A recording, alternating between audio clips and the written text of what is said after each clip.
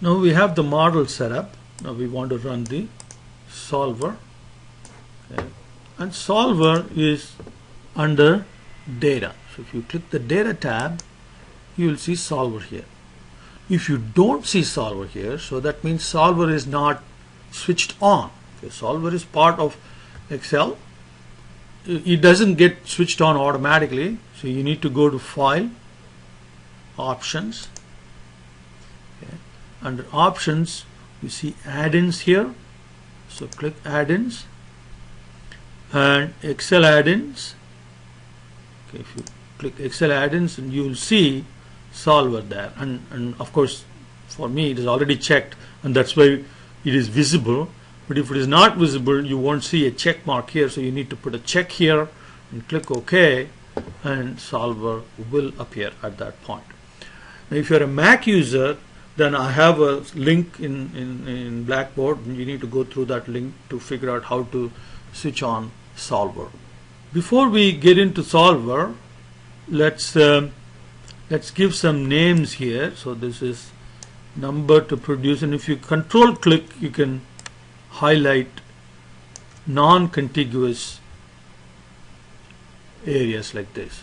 Okay, so create, so that is done, and then hours used and hours available.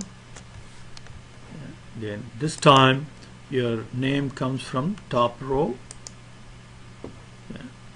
and we will give a defined name for this cell, which is total profit. So we'll do total profit. Okay. Then we can go to solver. Now you see this dialog box. The first thing is the objective function, that is called set objective, which is this. And we want to maximize that because that is profit. Changing cells, or by changing variable cells, that's our decision variable. And our decision variable is these two cells. And then we have the constraints. And we have two sets of constraints. So we want to, these two cells must be less than or equal to, so that's at the middle section, these two. Okay, so we are adding two constraints as one set here. So we click add, and then the hours used, that should be less than or equal to hours available, and we are done.